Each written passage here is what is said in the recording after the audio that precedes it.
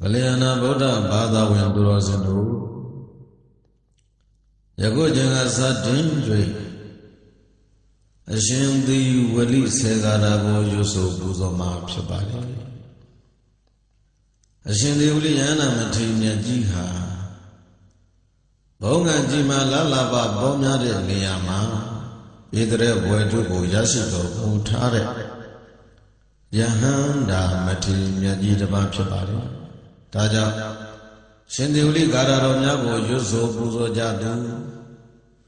Naja Jino Jare Bogurima Bongan Jima Lalaba Bomya Piro Luna Yama Dadawa Mianga Chicken Zine Jango Jansa Myama Pobia Tala Biabare Naja Bongan Jima Lalaba Bomya Jui Luna Miaswa Chicken Jazia Dwe Shindi Wali Segarago Yopa Buzoma Pide Adwe Alona Ganjo Lula Grosimiano Nine Shindi Wali Segarago Yudizwa Naja Jinyo Japagongo Devaliza Mahana Mandavala Bamba Wedadi Terada Anubawi Nanda Begundu Biyamama Mahanama Jimya Domi Shiro Budo Devaliza Shindi Wali Yahanda Mati Myajidi Davala Balon Sono Labuzon Dagaraman Nyago Bawedadi Pshiziro Mubai Terana do Shindi Wali Yahanda Mati Myaji Anuba Vina Devoti So Anuboro Jam Dabe Long Sono Luna Vyamanda Dawaduti Mama Juno Abiyam Biya Meda Dewin Chicken Jagundi Hundu Moja Madri Pijavasi Kundadi Devaliza Mahavira Ye Badandu Mambiya De Badandu Baramasana Badambu Sayadu Devaliza Shindi Wali Yahanda Mati Myajidi Mahavira Jimyando Ye Jinle Sido Mubai Dada Do Shindi Wali Yahanda Mati Myajidi Desi Nadamya Deso Dago Anuboro Abshin Ye Jiluna Vyamada Dawado Dima Junogo Biyan Chichi Kingen Badandu Shu Minja Basi Kondadi Dede Tutu Do Luna Vyamada Dawado Di Baramandu Myalaza Badandu Sujija Bazigonadi Zana Barazana Bodhi Wazana Boni Dunya Boludodi Bozayandu Buzolaja Bazikondadi Devaliza Mahatiro Mama Dide Tabe Dwana Sabudima Mandalina Zayo Manda Dukha Vaha Mahadiro Jimya Domati Dababjado Mudo Devaliza Shindi Wali Yahanda Mati Myajidi Mama Jono Idide Ugong Yadana Mya Ingana Tadu Divasi Tadi Tabedwa Idu Dini Romudo Jao Zaburiba Mandalina Zaburi Jun Hwang Amya Sayo Aung Jun Webya Aung Mangala Abaundi Hodu Moja Madri Pshibasi Tati Manda Aung Min Jang Mangada Mandando Di ဒုက္ခဝါချမ်းသာကိုဆုံးကြသည်ဟွန်သူဖြစ်ကြပါစေကုန်တည်းဒေဝလိသမဟာနာမအိနာဒေဝသဗျမကမနောနာဗုဒ္ဓတောဣဋ္ဌိမဟာလာဘံဘဝိတ္တိမဟာနာမကြီးမြတ်သောအမည်နာမရှိတော်မူသောဒေဝလိသရှင်သေဝလိယဟန္တာမတေမြတ်ကြီးသည်အတ္တိရှိတော်မူပါ၏ဒါနနုဘဝေနတို့ရှင်သည်ဝလိမထေမြတ်ကြီးဤတကုတေသောအာနုဘောတော်ကြောင့်သာဗျမကဗျမနှင့်တဝဖြစ်ကုန်သောအိနာဒေဝတရားနတ်တို့သည်၎င်းမနောတပုရိသောဣတိဇာလူယောက်ျားလူမိန်းမတို့သည်၎င်းမဟာလာဘံကြီးစွာသောလက်ပူဇော်တက္ကရာမန္တမြကိုဘဝိတ္တိရကြသည်ဖြစ်ကြပါစေကုန်တည်းဒေဝလိသမဟာလာဘနာနာတေတိဝရံဝရံဣဒံဘိပုစိတံဒေတိမဟာဒုက္ခံဘဝိတ္တိဒေဝလိသရှင်ဒေဝလိယဟန္တာမထေမြတ်ကြီးသည်ဝရံတုံးတအမြတ်လာစွာသောမဟာလာဘံလက်ပူဇော်တက္ကရာမန္တမြကိုနာနာအမျိုးမျိုးအပြင်ဒေတိပေးတတ်တော်မူပါ၏ဝရံမြတ်လာစွာသောဣဒံမိပူဇိတံဘုဇောတော်မူအပ်သောဝိတ္ထုပစ္စည်းအမျိုးမျိုးကိုလိ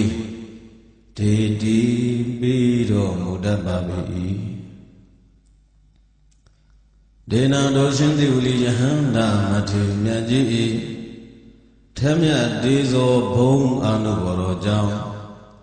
မဟာဒုက္ခံကြီးမြတ်သောချမ်းသာမှုအန္တမြတ်သည်ဘဝိတ္တိမုကြမသွေဖြစ်ပါစေတည်းဝဏ္ဏဒနနရတိဋ္ဌိအာနာမစံဘဝေဘဝေတဝဘုတ်ကေရာဇာတိတံသဗ္ဗေကောဒံဝိနတံတုဗန္တိထေရှင်ဒေဝလိယဟန္တာရှင်မြတ်ကြီးဖျားဒေအရှင်မြတ်ဖျားဤဝဏ္ဏအရှင်တို့သည်၎င်းတံတံယဉ်ကျေးသိမွေတော်မူပုံသည်၎င်းနရဒိဋ္ဌိလူတို့အားမရောက်ရင်စီနိုင်ပါတဝတို့အရှင်မြတ်ဤရုက္ခေရုက္ခမှုကြောင့်၌ရာဇတိတာရောဂဇုနတ်သမီးသည်ရခတုဆောင်းရှောင်းမှုမြဲပါစေတည်းတပိကသိင်္ဂုဏောတတဝတို့သည်ကောဒံအမြတ်ထုံးတာကိုဝိနတံတုပဲဖြောင်းနိုင်ကြပါစေကုန်တည်းမဆံကျွန်တို့ဤအာနာစက်တိလိဘဝေဖြစ်စေရ၌ဘဝေမောချမသွေဖြစ်ပါစေတည်းဒေဝလိသမဟာလာဘံတဗ္ဗလာဘံဘဝိတ္တိထေရတာအနုဘာဝေနာတရာဟောတုပိယမမဒေဝလိသရှင်ဒေဝလိယန္တာမထေမြတ်ကြီးသည်မဟာလာဘံကြီးမြတ်သောလလဘရှိတော်မူပါ၏ဗမာကျွန်တို့အားလည်းပဲသဗ္ဗလာဘခသိင်္ဂုဏောလလဘတို့သည်ဘဝိတ္တိဖြစ်ပေါ်ပါစေတည်းဒေရနာတော်ရှင်သည်ဝိလိယဟန္တာမထေမြတ်ကြီး၏အနုဘာဝေနဓမြတ်တေဇောတဘုအနုဘောတော်ကြောင့်တရာအခါခသိမ့်မမကျွန်တို့အားဘိယံလူနဲ့ပြမတတ္တဝါဟုနှလူပြမပေါင်းများစွာတို့ကချစ်ခင်မြတ်နိုးအတိဟောတုမုဇ္ဇမသွေဖြစ်ပါစေတည်းဒေဝလိသမဟာဒေရောရေပတ္တံတုမံပိယံ Dede padam do mambiyam sana param pusaitanti Devaliza shindevali yanamatrimya jiti Mathiro jimyando thirva pshado bhabi Nanado shindevali yanamatrimya jiti Anubhavena dabuddhiso anubharajam Ye jeluna pyamada dawa dodi Man ajunugo biyan chimyan nuzwa Badang du sujija vasikundati Dede joluna pyamada dawa dodi Man ajunugo biyan Nende myano chikilwa Badang du jinya vasikundati Sana badang sana boni bidu abang dodi Bozaitan du uzoja vasikundati Devali samadhiro mama dindi tabedoana manda disa sayo manda aham wonda mi dabada Madhira madhimya dababjado mudo Devalida shindi wali jahanda mathimya jidi Me mama jono idide ugong yadana mya enganai Tadu kauswa mati didan kingwe basi tadi Tabedona kauswa mati didan kingwe sambero mubiywe Manda desa sayo manda thamya do mandang ong do mandang gata mandamya ko bedan do Dang do shindi wali mathe myaji ko Aha jono de dabada nini nyanya ame mabya Wandami lechang izali myoga jiywe Ji limano doma do bana madu pye Amya dunga bijang wabu jama se jang sumon tang yue O khong nyung jo laso moga shukho ba ikya Devaliza maha thiro diwa manuddha busido Do raho bisaya dina mahalabang karotu me Deva manoda buzino luna dodi buzo ado Bisaya dinam bisi leva sanshizo buzo atutugu Raho kanyudo mutai bado Do diwali mahadira shindi wali jahanda mati myajidi Mejanoga mahalabam lalaba bomya jingo Karadu garuna shita meda abhin Kaung swa madri Yuva sikundadi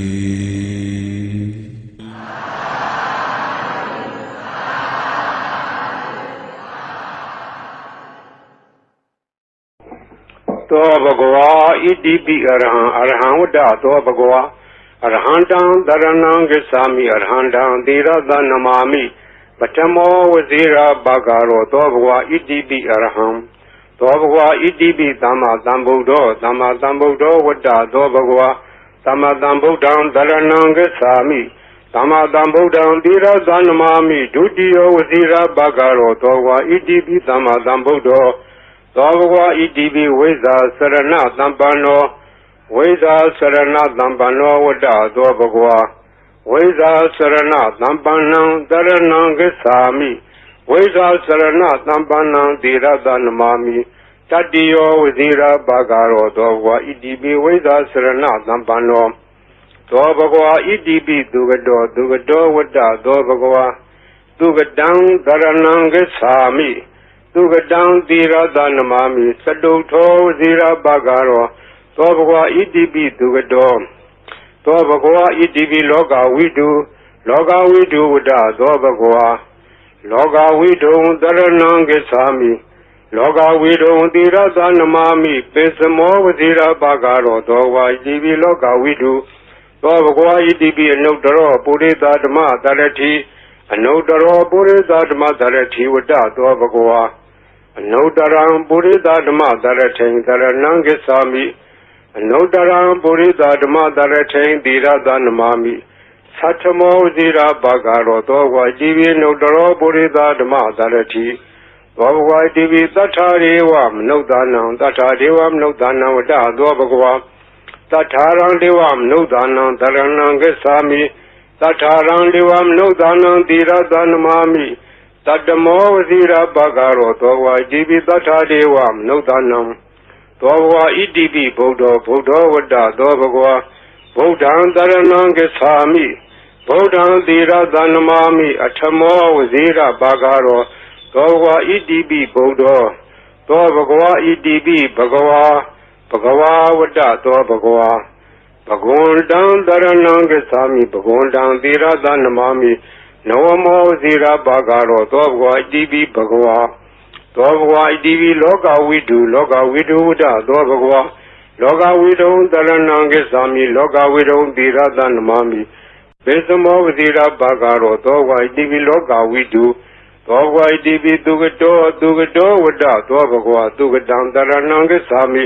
သူကတံသီရသနမာမိသတုထောဝဇိရာဘာဂရောသောဘဂဝါဣတိပိသူကတောသောဘဂဝါဣတိပိနုတ္တရောပုရိသဓမ္မတရတိအနုတ္တရောပုရိသဓမ္မတရတိဝတ္တသောဘဂဝါအနုတ္တရံပုရိသဓမ္မတရထိတရဏံဂစ္ဆာမိအနုတ္တရံပုရိသဓမ္မတရထိသီရသနမာမိသတ္ထမောဝဇိရာဘာဂရောသောဘဂဝါဣတိပိအနုတ္တရောပုရိသဓမ္မတရတိသောဘဂဝါဣတိပိသူကတောဝတ္တသောဘဂဝါသူကတံတရဏံဂစ္ဆာမိသူကတံသီရသနမာမိသလုထောဝဇိရာဘာဂရောသောဘဂဝါဣတိပိသူကတောသောဘဂဝါဣတိပိတထာဒေဝမနုဿာနံတထာဒေဝမနုဿာနံဝတ္တသောဘဂဝါတထာရံဒေဝမနုဿာနံတရဏံဂစ္ဆာမိတထာရံဒေဝမနုဿာနံသီရသနမာမိတတ္တမောဇိရာဘာဂရောသောဘဂဝါတထာဒေဝမနုဿာနံသောဝါဒီသမ္မာသမ္ဗုဒ္ဓောဝတ္တသောဘဂဝါသမ္မာသမ္ဗုဒ္ဓံတရဏံဂစ္ဆာမိသမ္မာသမ္ဗုဒ္ဓံသီရသနမာမိဒုတိယဇိရာဘာဂရောသောဘဂဝါဣတိပိသမ္မာသမ္ဗုဒ္ဓောသောဝါဒီဗုဒ္ဓောဝတ္တသောဘဂဝါဗုဒ္ဓံတရဏံဂစ္ဆာမိဗုဒ္ဓံသီရသနမာမိဓမ္မောဇိရာဘာဂရောသောဝါဣတိပိဗုဒ္ဓောသောဝါဣတိပိအရဟံဝတ္တသောဘဂဝါအရဟံတံတရဏံဂစ္ဆာမိအရဟံတံသီရသနမာမိဓမ္မောဇိရာဘာဂရောသောဘဂဝါဣတိပိအရဟံသောဝါဒီဘဂဝါဝတ္တသောဘဂဝါဘဂဝန္တံတရဏံဂစ္ဆာမိဘဂဝန္တံသီရသနမာမိနဝမောဇိရာဘာဂရောသောဘဂဝါဣတိပိဘဂဝါဤပရိတ်တရားတော်ကိုရွတ်ဖတ်ရသောကုသိုလ်ကောင်းမှု၏ပုဗ္ဗာကကို၎င်းမြတ်စွာဘုရားရှင်၏ဂုဏ်တော်ကွန်ချာကိုရွတ်ဖတ်တဲ့ဆရာတော်ကုသိုလ်ကောင်းမှု၏ပုဗ္ဗာကကို၎င်းတောဆောင်နာတောင်ဆောင်နာမြို့ဆောင်နာရွာဆောင်နာယုတ်ကစိုးဘုံမစိုးအာကာသစိုးရေဆောင်နာရေဆောင်နာသာသနာတော်ဆောင်နာသမုဒ္ဒရာဆောင်နာဝလာဟကနာပစ္စုနာစတုလောကပါဠနာစကြာဗြမအတုရာယမနဂါကလုံးဂုံမရခိုင်ဝိဇာသောဒီတပတိမစပြု၍30ဘုံကျင်ကြီးကုန်သောဝိနည်းများစွာတတ္တဝါအာလုံးတို့အားအမြပေးဝေပါကိုအမြယူတော်မူကြပါအာလုံးကိုအမြရ၍ကိုယ်စိတ်နှဖျားချမ်းသာကြသည်ဖြစ်ကြပါစေကုန်တော်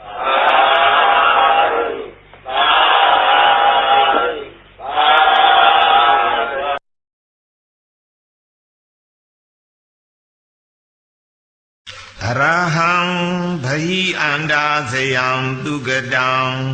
အမိတံဝိရဇံလလိတံအတုလံစရဏံတိဘောပါတမံယမကံ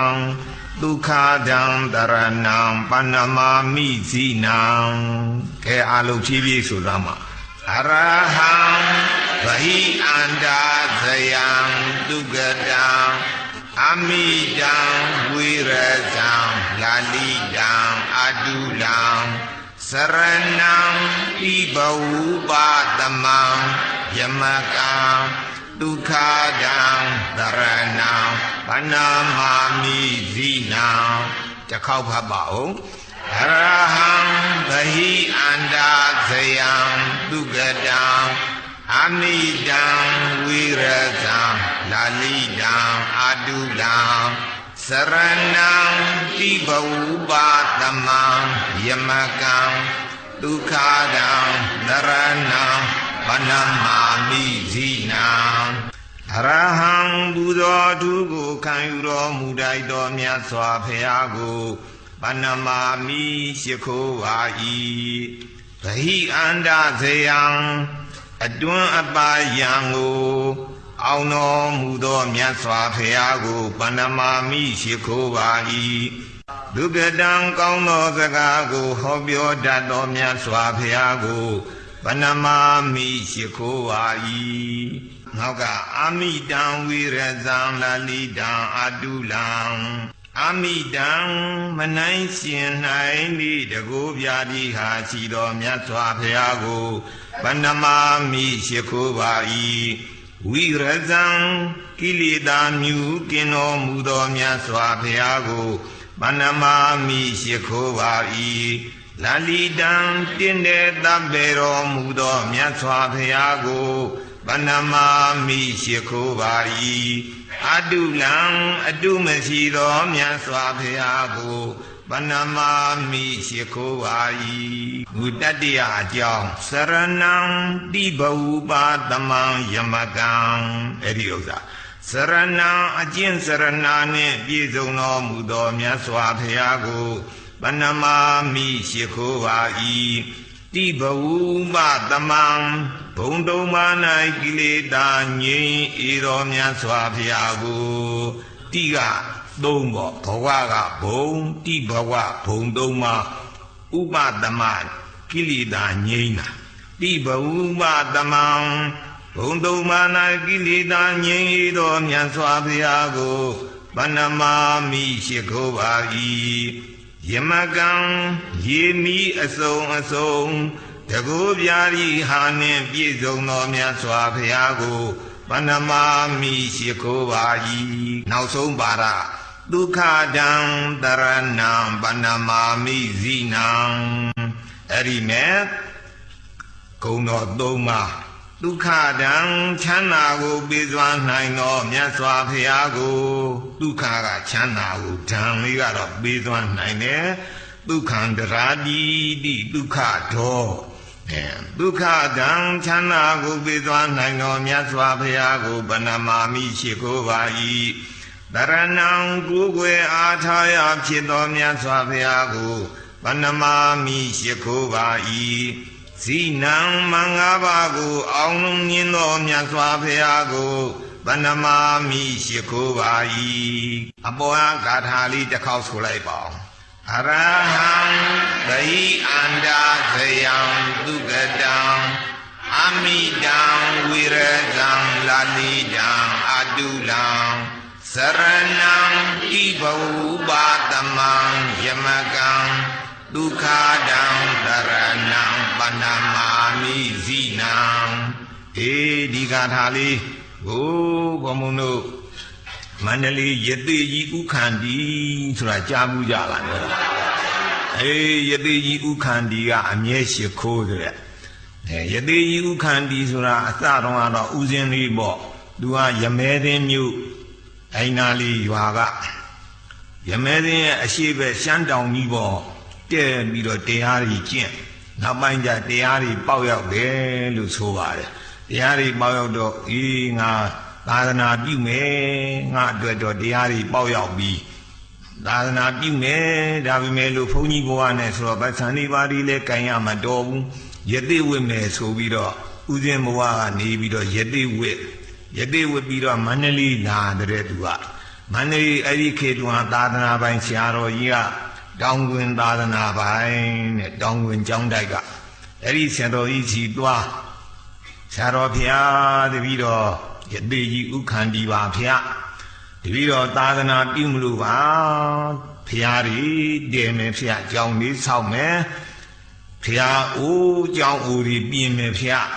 စောင်းနှန်းကြီးဆောက်ပါမယ်အဲ့လိုသာသနာပြုပါမယ်တပြီးတော့မန္တလေးတောင်ကြီးမယ်နေရာလေးတနေရာ ပေးပါလို့တောင်းတယ်တောင်းတော့သာသနာပိုင်ဆရာတော်ကြီးကဥက္ခန္တီခမရလည်းကျုပ်မမြင်ဘူးခုမှမြင်တာခမရဘယ်လောက်အစွမ်းတတ္တိရှိလို့သာသနာပြုနိုင်မယ်မပြုနိုင်ဘူးမသိရဘူးအဲ့တော့ခမရတတ္တိလေးအစွမ်းလေးနည်းနည်းပြသမ်းပါလို့ကျုပ်မြင်ရ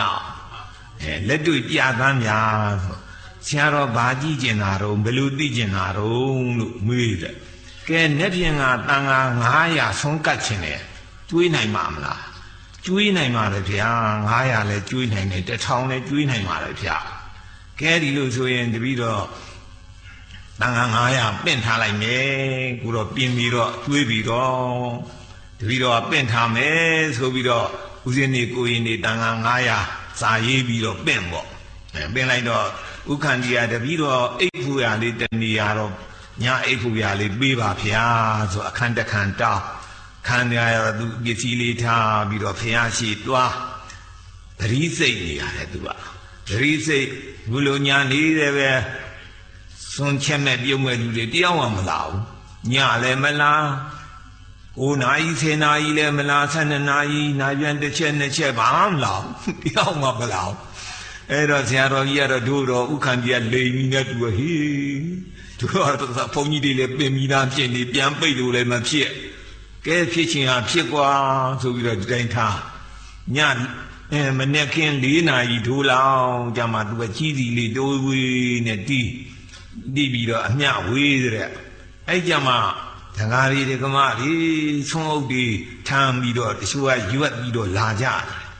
ဒါတော့မှအမလီတော်ကြီးဟေးဆုံးအုပ်ပြီးတော့လာခဲ့ဆိုပြီးတော့ဦးဇင်းတွေကိုရင်တွေကလှည့်ကြနော်ဆုံးအုပ်ပေါင်း1000ကျော်လာတဲ့တန်ခါပင့်ထားတာက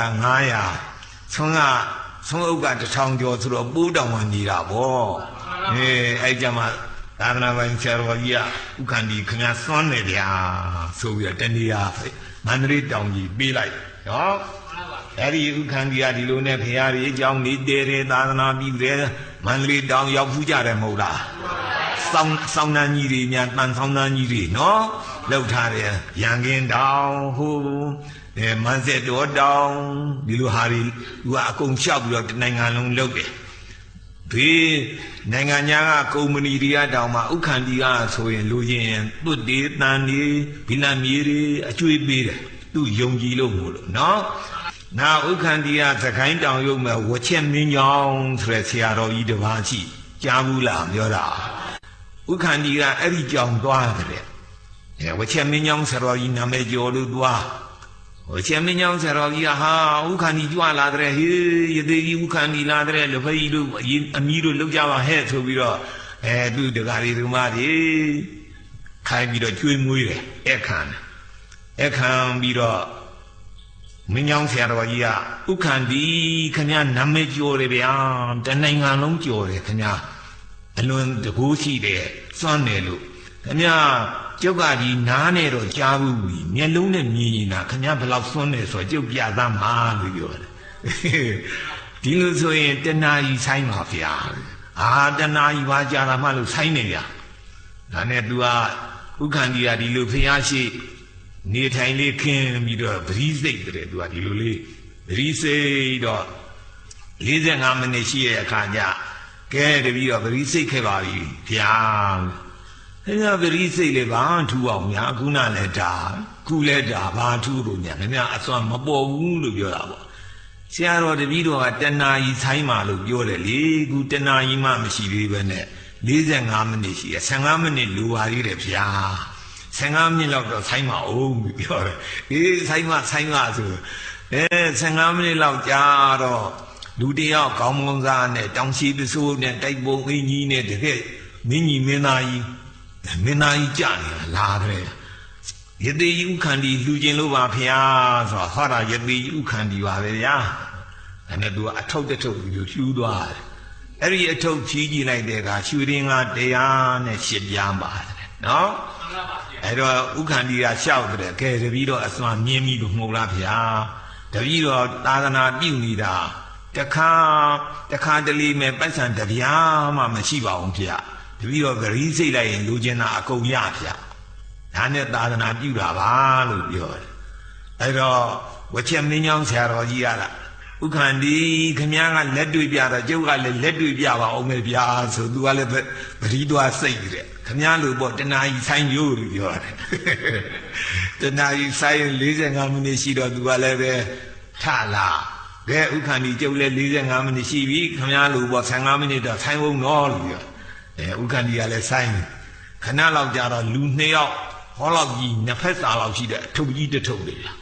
ထမ်းချလာတာရှေ့ကတယောက်နောက်ကတယောက်တဘိုးကြီးနဲ့လေကောင်အထုပ်ကြီးထားပြီးတော့ထမ်းဝချက်မင်းကြောင့်ဆရာတော်ကြီးလှူခြင်းလို့ပါဗျာဆိုအဲ့ဒီအထုပ်ကြီးလှူတဲ့သူကဖြီးကြည့်လိုက်တဲ့အခါသင်္ကန်းအစုံ100နဲ့8စုံနဲ့နော်ကဲခင်ဗျားလူပေါ့ဗျာကျုပ်လည်းပဲအဲ့လိုသာသနာပြုနေတာပါလို့ပြောတယ်ဒါတဲ့ခင်ဗျားကဗရီးစိတ်တော့ဘာစိတ်တာတော့ပြောတပည့်တော်ပရိစိတ်တာကအခုဝေးထားတဲ့စာရဲ့အရဟံမဟိအန္တာဇယံဒုက္ကတံအမိတံဝိရဇံလလိတံအတုလံစရဏံတိဘဝပါသမံယမကံဒုက္ခဒံတရဏံပဏမာမိဇိနံဆိုပရိတလုံးချလိုက်တာပေါ့နော်အဲ့လိုနဲ့108လုံးချလိုက်45မိနစ်တော့ကြာတာအဲ့ဒါစိတ်ပါတယ်ဆိုကျုပ်ကလည်းအဲ့ဒါပဲစိတ်တာဟုတ်ပြောတယ်တော့သူတို့2ယောက်ချင်းတူးနေကြတယ်အဲ့တော့အဲ့ဒီဟာစိတ်တဲ့ပုဂ္ဂိုလ်ကြီးကဓနသိတိပေါက်တယ်လို့လူကျင်တာရတယ်လို့ဆိုရတယ်သူပြိတ္တတွေလည်းစိတ်ကြပါဗျာနော်ကဲတစ်ခေါက်လောက်ဆိုပြသမအောင်ဘုံဘုံအရဟံဘိအန္တာဇယံဒုက္ကတံအမိတံဝိရဇံဒါနိတံအတုလံစရဏံတိဘဝပါသမံယမကံဒုက္ခဒံတရဏံပဏမာမိဇိနံအဲ့ဒါဓနသိတိဂါထာတဲ့ယတိကြီးဥက္ခန္ဒီဝချက်မင်းကြောင့်ဆရာတော်တို့တစ်လုံးစိတ်သွားတဲ့ဂါထာလေးပေါ့ဗျာနော်ရှေးဆရာတော်တွေလည်းရေးသွားကြလို့ပေါ့ပါဠိတော်တွေအထံကထာတွေဒီဃာတွေရဲ့တော့ဒီဂါထာလေးမတွေ့မိဘူးနော်မတွေ့လည်းပဲဒါစွန့်လို့ရှိရင်ပြီးတာပဲမဟုတ်လားအစွမ်းတတိရှိရင်လူရင်းပါ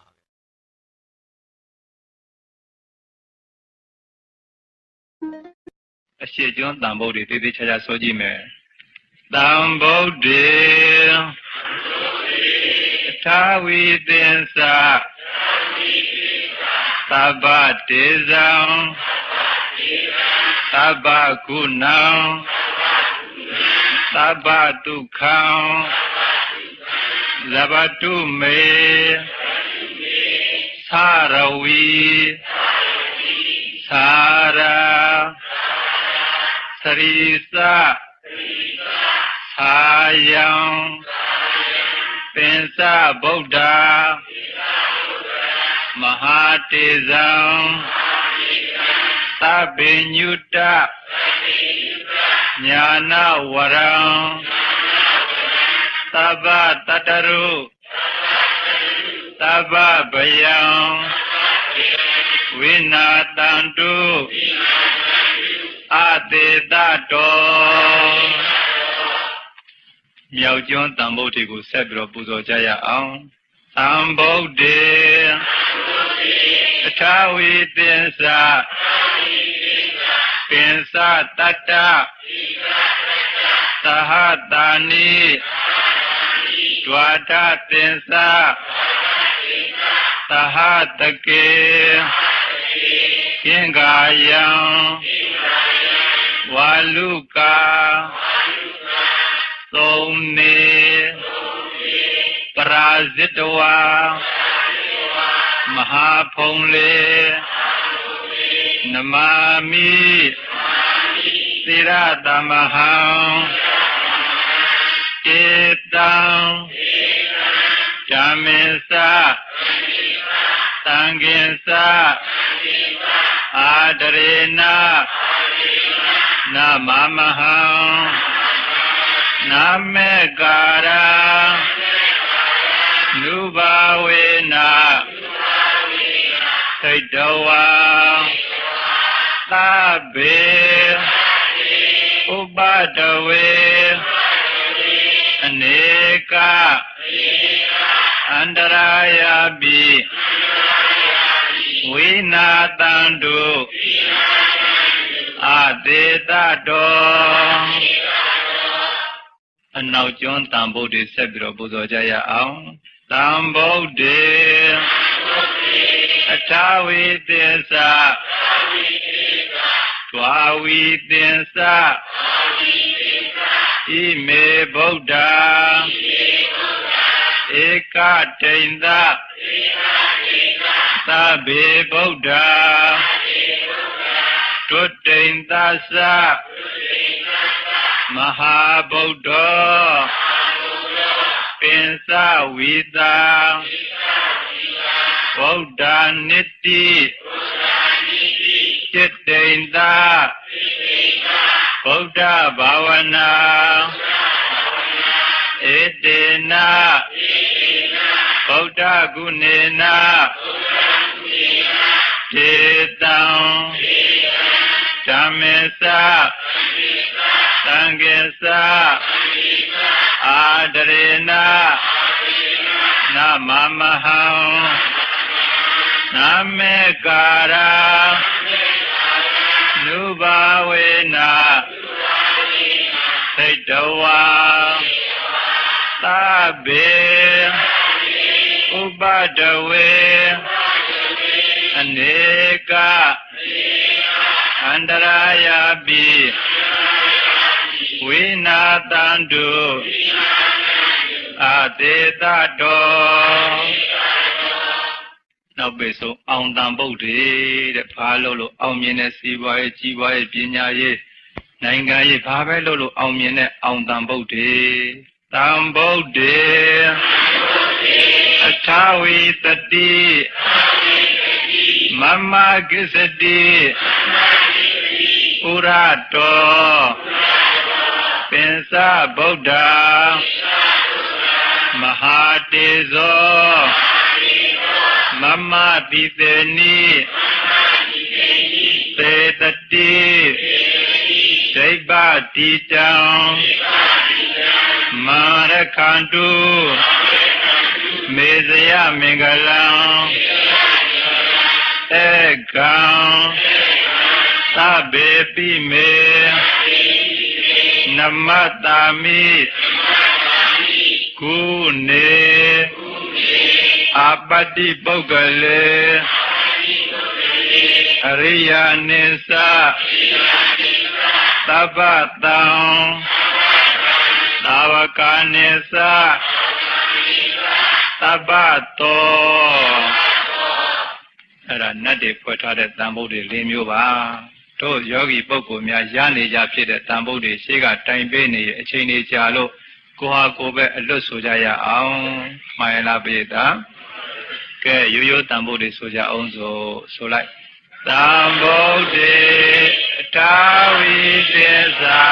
ဒွါဒသစ္စာသဟတကေပင်စသတ္တသာသာနိနမာမိသီရာသမဟံအပကာဝါလူကာခေက